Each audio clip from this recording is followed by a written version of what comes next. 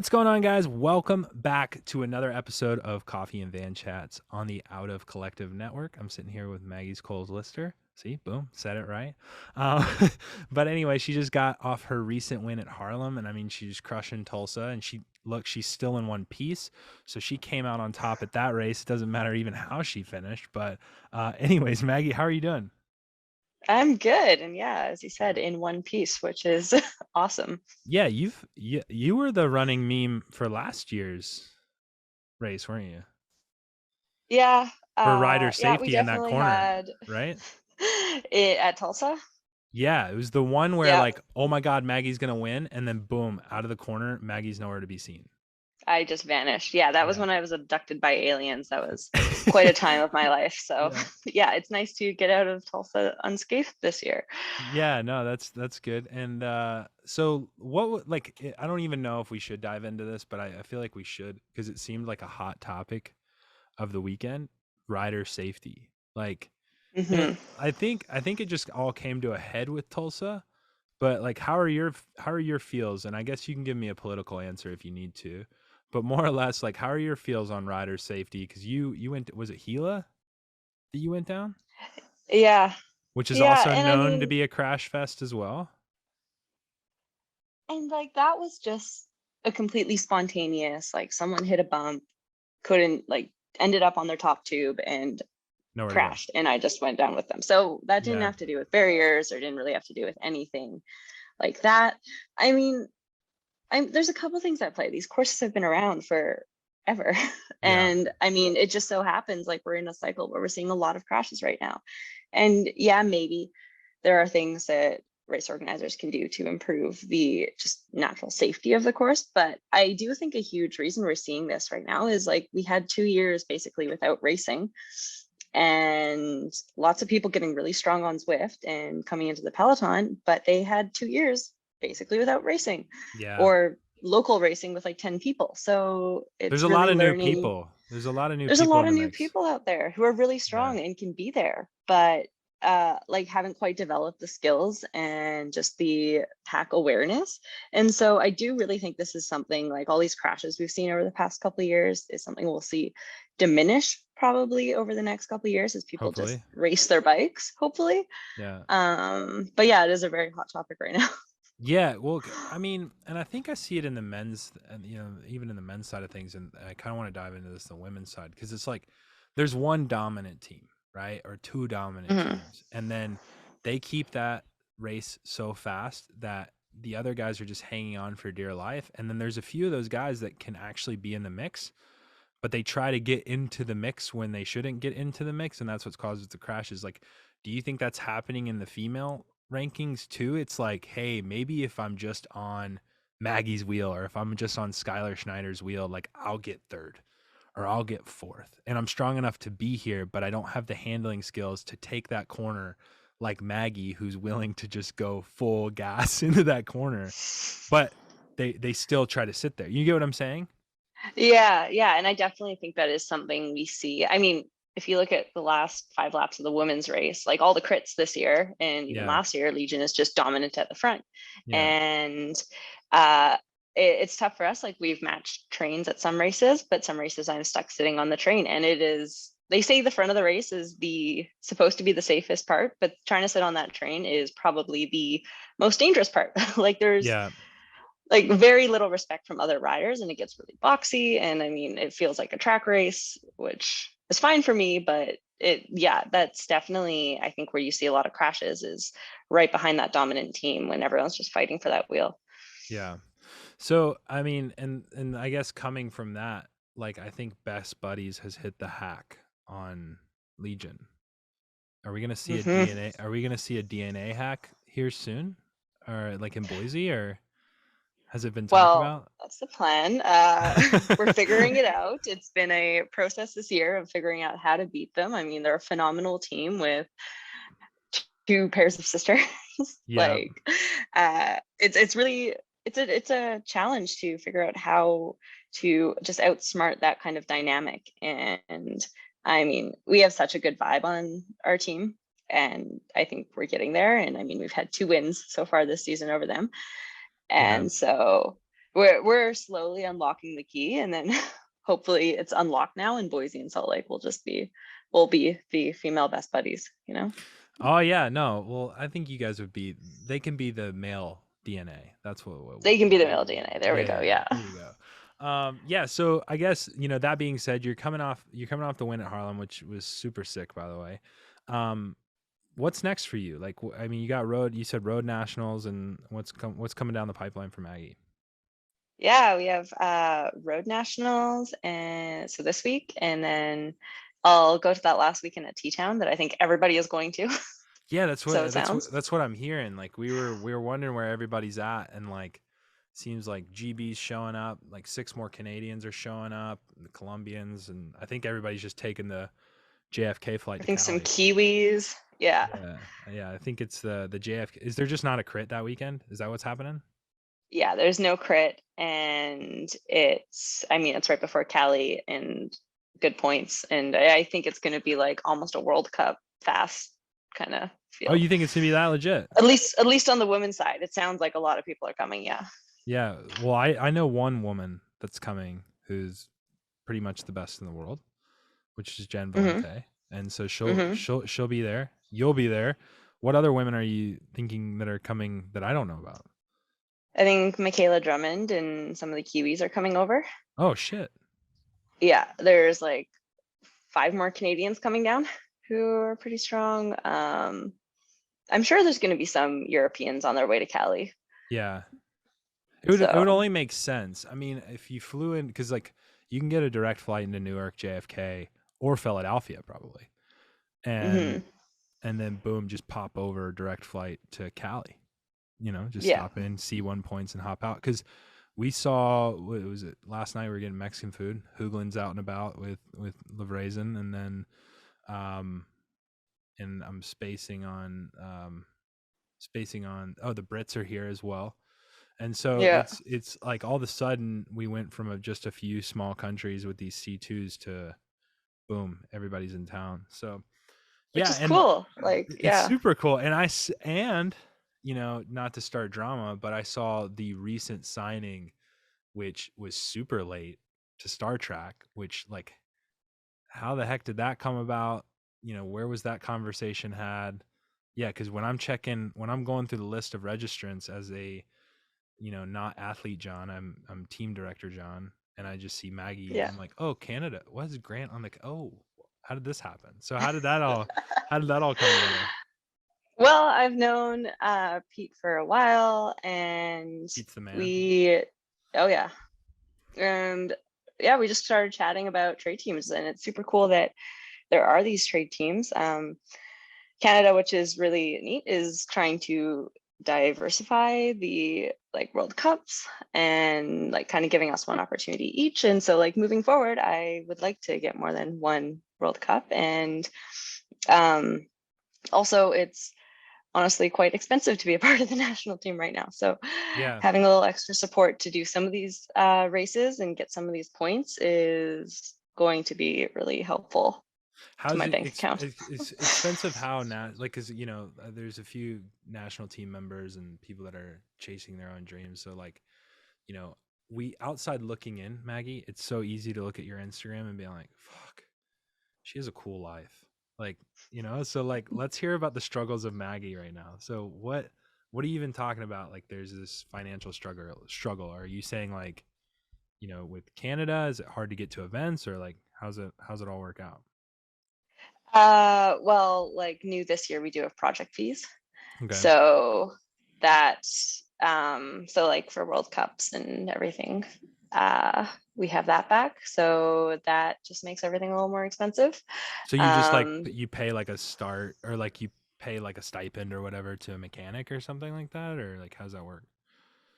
to the national teams, they have like set Okay. fees for events. Um, and then, I mean, there's like certain flights and baggage we have to pay for. And I mean, like, Yeah. No, no, I I get sound you. like I'm whining, but like it is weird to be at this point, and like unfortunate for a lot of athletes who just don't have the means to be able to like afford that, No, for sure. and may eventually have to make choices of what events they do at some point. But No, I think a lot of Yeah, athletes you know have how that national teams are. They ebb and flow, for and sure. it's not unique for a national team to have that at Well, all. yeah, we're But paying yeah. like so we're going there with our trade team, which our trade teams, luckily enough, we have great sponsors and they're funding the majority of it. But we're also riding Team Pursuit with Team USA, but we still have to pay for our hotels and everything else. So like Hmm. we're there with under one event with Team USA, but we're essentially paying our way to go. Yeah. Right. And so it it is like kind of that question mark and that, you know, well, why won't they pay for X, Y, and Z? And they did help us with some costs. They're going to help with mechanics and stuff like that. So it's not like all on us. There's no bad blood or animosity Hmm. there, but it's just as hard as it is for the athletes. I think it's hard for some of these federations, like Oh, and to get absolutely. And money. You know? cycling, straight up, like cycling isn't huge in North America. So like I Yeah, do see it, and I know sponsorship and post-pandemic like that flows in and out. yeah, So but yeah, I mean, it's frustrating for everyone. yeah. So are you just racing everything in Cali, or what races are you doing? I'm not going to Cali, actually. You're not going to That Cali, overlaps with Columbia. Boise. No. Oh, see, I saw you on the start list with Star Trek, and that's where I pulled it up. Oh, yeah, I was put on the start list. It's complicated, Yeah, but I'm no, not doing Cali it because makes it sense does now. overlap with Boise. Oh, okay, Yes. so Sorry, that's where you saw me. Yeah, I will be doing T-Town with Star Trek. got it. Um, and there's a tentative with Cali, but yeah, because it's overlaps with Boise, I'm doing Okay, Boise with DNA. so Yeah. how do you make these decisions? Because you're not only are you dominant on the track, but you're dominant in the crit racing world too. So like literally, you come off of racing Champs League, and then boom, you're like straight into road racing, and then like I actually have never seen you rest. Like I actually that's not true. When you rest super hard, and it's like 2 weeks of you just by a pool and like and eating breakfast with Sam Morrison and doing yoga. Like that's your it's like Yeah. 2 weeks of that, and then it's just like full gas racing. To be fair, after track league, I was absolutely spent and like didn't touch a bike for all of December. Oh really? Um, yeah, and at that point we were supposed to have nationals early January, so I was like, well, I'm really tired, but I really don't want to ride a bike, but we Yeah. have nationals, but then nationals were canceled, so it was all fine. The only time you've been okay with nationals being canceled. Yeah. Yeah, the only time I'm okay with that. Yeah, right on. And so like how do you do that? Like, you know, cuz there's some people that just race really well into fitness. I'm not one of those people. So how do you manage the training and, even the diet like out on the road? Like that's like one of the hardest things to do. Like how do you manage all that? Yeah, so well, when you're back to choices, when it's like there's a Cali World Cup and there's Boise and there's track Yeah, and like road overlapping. that's seeing like how do Um, you even get to that? Like I would think you would rather go to the Nations Cup. yeah, and I mean a huge part of it is like upfront negotiating with both the team and the national team, just kind of what events I'm going to do and making that decision early because there's so much overlap now with track being during the summer. Yeah. And I mean, I have contracts with both, so I have to honor both and what Yeah. I get. And then also I have to weigh in how much I've been traveling. And uh, for example, like even if I could do Cali, that's another big travel. Big Like day. I've been Just traveling, it's a big travel day, and I've been traveling every week this month. And honestly, I just need to like chill and stay kind of local yeah. for a bit so I don't hit burnout because there are big things coming later this summer and fall. Um, as for like diet and travel and all that stuff, I guess you just figure, I don't know. I think when I'm traveling, just keep eating, eat as much as Yeah. possible. The last thing I want to do is like burn out from traveling, not eat enough, get sick. I try to make healthy choices, try to eat Yeah. vegetables whenever possible, which isn't usually, which is tough in Yeah. airports and stuff. But I don't know, you just kind of figure it out and figure out what works for you and try to think like an athlete. Yeah, yeah, no, for sure. And so, like, how did the national team kind of take it? That because I feel like it's one or the other right now.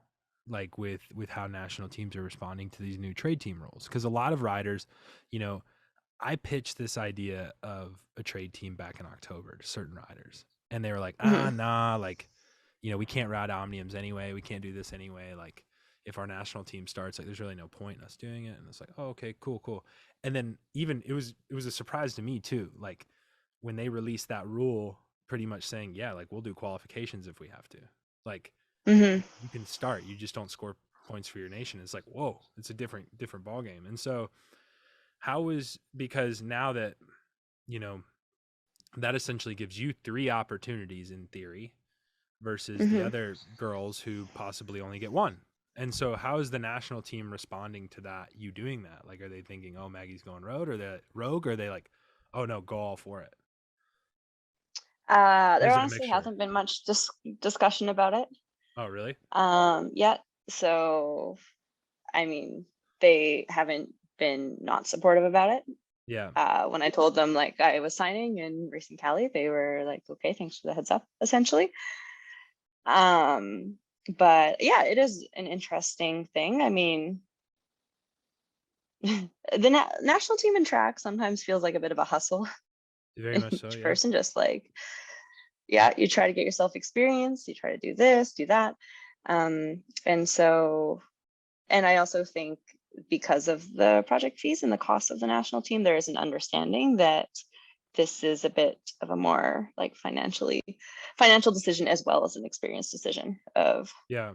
Especially with a racing in girl Star like you. Track too. Like, I feel like, you've had Champs League, like you've had a lot of opportunity. Like, didn't you pay your way for Pan Am's? Like, was it last year? You were just like, hey, I want to go. And you raced everything for Canada, right? Or something like that. Like, it was like I didn't actually. They sent me. It was again a bit of a interesting situation, but but you got like I second in the just 500 or something like yeah. that. And then you like raced the scratch race like shortly thereafter. I Like, just went and raced everything. It was like I was already vaccinated down in the States and they just ended up sending just me, like um and I was down there and I was like, hey, why not? that's Just do insane. everything. That's insane. Oh Yeah. man.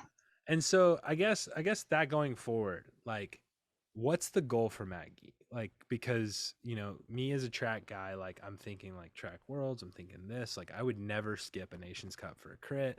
Like there's so many different Hmm. things that like I wouldn't do. But like what is Maggie's overall ending goal? Like where do we see Maggie in 2024? Like do we see her in the world tour? Do we see her track Olympian? Like what's the goal? Or is it all Well, of hopefully it?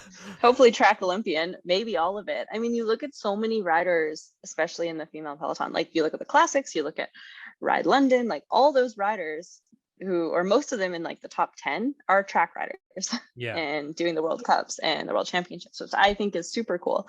And so I do see like a huge trajectory for myself on the road in the next few years. And I mean, getting over and doing the classics is a really big goal of mine and something I aspire to do. And but then also the Olympics. And I think I've really figured out over the past few years that doing all these road races, like you say, racing into fitness, um, like that really works for me. And doing bigger road miles and stuff has made me a lot stronger on the track, which I mean, we've seen with a lot of riders, and there's a kind of logical correlation or scientific correlation with that. Yeah. Uh, and so, yeah, I want to continue like this upward trajectory on the road. And then, but also 2024 on the track is like, Huge if goal. I was going to put one priority ahead of everything else, like that's it. And is that in the Omnium or is that Team Pursuit, Madison, or is it like the whole All gambit? three. Whole gambit? Whole gambit. Okay. Yeah. Cool, cool. So, and then when are they making, so have they made Canadian, are you doing like Commonwealth? Are you doing, they do When's any this Pan Am podcast selection? coming out? Um, Preferably tomorrow. Can we not Okay. say? Well, we can't say any news yet, All but right, cool. hopefully, You yeah. can just give me the details after because now I really want to know, and then I won't tell anyone. I Yeah. promise. I promise. I pinky promise. Like I said, big things coming up this summer and That's fall. really exciting. So, and I guess before we dive into questions, because we got tons of questions, and I'm gonna have to like read through them because some are a bit odd. A Classic. lot of people just yeah, people are weird. But I guess you know you did Champs League. I didn't watch the series. You won a race at Champs League. What did you think of Champs League? Like, how was it for you? Like, I guess you knew about the documentary series, which seemed to be pretty cool, but like, it honestly seemed to be like real world. Like when I was just like watching through like the lens of the POV at home, it's like these countries are hanging out with each other. They have this gym. They're all living in a house together, and then they're all racing together in these different countries. And yeah, it just seemed like this real world version of bike racing. You know what I mean? Yeah. And so it's Oh like a my reality gosh. TV show. Yeah, track league was like everything I think bike racing should be. Like it was exciting, it was fun, like it got to know the other 72 riders so well, Yeah. racing with them and then like partying with them after that and living with them and training with them Yeah. and um the whole thing was just so cool and like living with like Kendall Ryan who I just didn't really know that much, but we grew super close over that Yeah. month and a bit, whatever that we were over there. Um, and yeah, then the documentary came out and like everything about it was just so hyped. And I really can't wait to see like where they go. Like that was their first one. And I think they did a great job for their first track league. And so I really can't wait to see where like the organization goes from there. And I mean, they just released this year's dates. So hopefully hoping to be there again. Yeah. Um, yeah. And so how did you manage to get a spot? Because it seemed like all kinds of people, either they were past world champions, they had some sort of influence, or they just had a crazy race that looked cool. And because they wanted athletes that were exciting, and they also wanted diversity. And Yeah. I mean, if speaking of athletes that are exciting, put you in an elimination race is a pretty exciting thing to watch. Mhm. So I'm assuming like was the result there like, yeah, we need Maggie, or do you even know? Well, so like part of their selections, they were just bringing in people who either were from like the countries that the rounds were going to, people like you said who were just like have a huge history in track. But then also like the Olympic champions were invited. And so Jen had an invite, and then in the scratch race, and then it was also at the World Championships, top three in a few events were selected. And I was fourth in the scratch race, and Jen was second or third. Yeah. Um, and so that spot was already offered to her. And because she denied it, then I was able to get like kind of bumped up to that Oh, that's podium sick. invite spot. So yeah, kind of like found my way in. They came up to me right after the scratch race at Track Worlds last year and offered me the place. And I was just like, oh my gosh, I almost cried. So I guess, well, that's kind of crazy too. Is like, you're coming off the bike race and it's like, hey, do you want to do this epic, do you want to extend your season for another 3 months and live in Europe? Hmm. And well, Hmm. you might have to figure out a little bit of some of the cost of living, but do you have the bandwidth to extend your season? Because most people, which I think this is why Jen turned it down, but most people are just Yeah. smashed. Like, Yeah. And you saw that. Like, I mean, people we were living with, like, even just me, like that whole month, training was just a struggle. yeah. Everyone was pretty tired. We were just kind of living for the racing, like training as much as possible. You probably also heard that it was raining pretty much the entire time we were in Mallorca. So, Oh yeah. you know, just made training extra fun. Um, and yeah, like it was a very exhausting month, but I am really glad I did it. And uh yeah, but I do think that like extending the season, like I was just planning on doing nothing. Like my December of not touching a bike, that was supposed to be my November. Yeah. And then I was supposed to be prepping for national. So it does kind of impact like everything coming up, but I think it was such a worthwhile experience and got me so much like just even just race experience that at that level with those riders that I haven't really gotten prior to that. And then just exposure and media exposure and all that. Like it was so good for so many different areas. Did you get any feedback on like the series? Like, because it seems like they tried to do something like they're doing an F1 right now, where it was like Hmm. this like series like in the nitty-gritty of the lives of the riders and like the racing and stuff like that. Like, did you get any feedback from the series? Are they going to do it again? Are they going to make it bigger? Like, do you know any of that stuff? Well, from what I understand is they did sign with Discovery for a while, like their Okay. contract. And so my understanding and guess is they're just going to try to grow that, Yeah. and probably bring back athletes who did well last year and just try to build like a fan base. Um, and like, so I don't know how this year's selection or who's going to be invited or how that will work.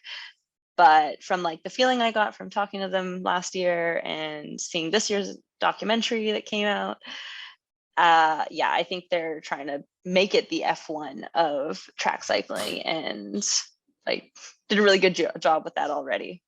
But yeah. Yeah, no, that's awesome. So now let's just dive into some questions real quick. We just got a few. I've weeded out some of the weird ones. Actually, I'm gonna start with one from a guy you may know by the name of Sam. He says, "Why do you like fish so much?" What is this about? Uh oh. Why do I like fish so much? Yeah. Well, I Hopefully, actually I do didn't like fish. Yeah. No, that's a legit question. I want Okay. to be an aquatic vet when I'm done No shit. cycling. Yes, yeah. Vet school is in my future, hopefully. Okay. And I grew up on a river, and I was a really weird, nerdy kid, and we had salmon in the river, and after they like spawned and died, I used to like go dissecting them and just like That's understanding parts of a either fish. you're gonna be a vet or a serial killer. Yeah, that's the route that you're down. Well, I did contemplate forensic scientist as well, so there Yeah. is a balance in Okay. there. Okay. Okay. Okay. But yeah, I also like always had aquariums all over my house and just fish and experimented with fish, and like, yeah, I was really nerdy in that way. So No, that's sick. And this next one is I don't think it's a question, it's more or less a thank you. The two Canadian fixed gear dudes say thank you for the pick. Rad to meet you in person. So oh, rad I'm to meet them assuming too. That I'm was so assuming that cool. was from Harlem. Yeah. And then you've kind of already answered this, but if you want to dive into it a little bit more, how do you balance everything in life? This is from Trent Carter, and I definitely agree with him. Like, how do you balance everything in life? Between, I mean, literally, you seem to have a full gas social life, full gas media life, full gas yoga life, full gas road cycling life, and then full gas track cycling life. And so, how do you balance everything in life? Well, I don't. I think I Instagram think versus everything reality. Instagram versus reality. I mean, I do my best, but I think everything ebb and flows. Like Yeah. during the pandemic, I started doing so much. I was working a part-time job. I was training. I was doing full-time school. I was finishing my yoga teaching. And I think doing like all that, but obviously I had no social life because it was a pandemic. And so doing all that just kind of led me to this point of like, I really can't do it all. And I really admire all those people who like are finishing their degree while racing their bike while doing all that. But I realized like I could do it all at 60 or 80%, but I don't want to do that. Like, I want good grades so I can get into vet school. I want to put everything into cycling. When I would teach yoga, I really want to teach in person. I don't want to like try to do this online thing. So I think everything just like I figure out at what point in my year and like in my life that I want to put my effort into so I can do it 100%. So like right now it is cycling, and I mean there is the downtime so I can have a media life, and like I'm with people all the time, so that's kind of my social life. Yeah. And then yeah, I do a bit of yoga right now, but like that's something hopefully in the winter I can do more of, or if I'm at home for a chunk of time, do some teaching there. So like yeah, I like keep my foot in the door with all my passions, and like I'll take a course here and there, but like I just want to do everything at 100% and not spread myself thin. So no, Yeah. I don't really balance it That's kind of like you in a going to sense. That's like you going to Pan Am's and just racing everything because you're there. Fucking Yeah, mad dog. basically that's a good It's a way mad of summing dog. it up. All right, so two more questions. What's your go-to race day breakfast? Does it change for you? Mm, Is it different on like non-race days? I eat the same thing every day, I uh, think. I pretty much eat the same thing every day. I mean, if there is a sick buffet Sick at the hotel buffet. we're at Oh for yeah. race day, I mean, I can get like tempted into pancakes and waffles or something like Yeah. that. But I mean, I am a hardcore oatmeal girl. So, Yeah. Favorite, okay, uh, I'm spinning off his question. Favorite World Cup hotel breakfast, right? Like you have to have a oh, that's a good one. I think Glasgow is for me like It's usually pretty good. Glasgow was, I can't even remember it. My brain is just gone. Hong Kong was amazing. Oh yeah. See, I've never been Yeah, I to feel like Asia, that but I might bet that have to was take the pretty good. cake. Okay. Well, in the evening they had a full like ice cream bar. Jeez. Sounds Yeah. like danger. And then Yes. last one. This is probably from somebody you race in the peloton with, but they need a gym routine. Like, what's your gym routine look like, and how many days per week? And how the fuck do you even do a gym routine if you're gone all the time? I feel like trying to find a gym would I be half the find gyms. routine. Like, Jesus It is, Christ. you look at my Google searches, the most common is probably gym near me. Uh, but yeah, I do like in season anywhere just 1 to 2 times a week. In season, very like power, explosive focus. Yeah. Nothing that's going to fatigue me, especially when I'm racing every weekend.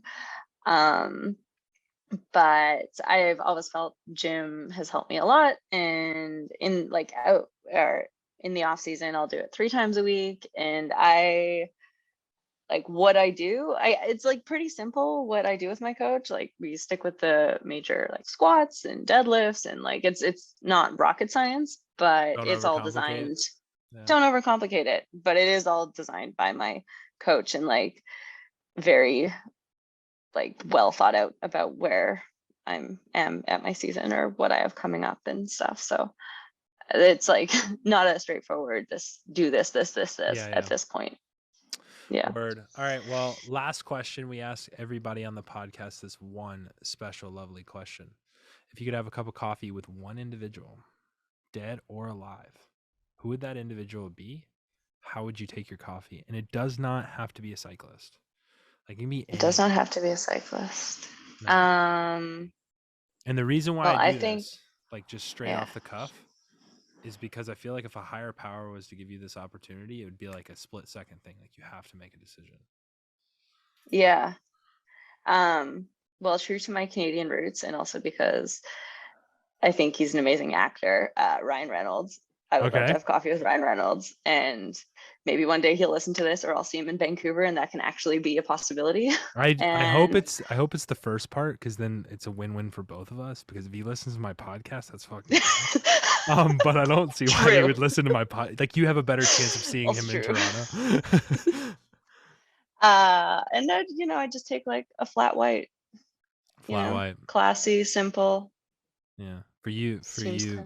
For you American folk that don't know what a flat white is, just Google it, because if I say it, I'm probably gonna say it wrong. But anyways, Maggie, thank you so much for jumping on the podcast. Guys, if you haven't already, please make sure you go check out Maggie's social media down in the description below. Make sure you shoot her a message. Don't say anything weird to her. Just say, hey, you listen to her on this podcast. Ask her questions. I'm assuming she gets weird DMs all the time, so don't be that person. And then, yeah, we'll see you next time. Cheers. Thanks for having me.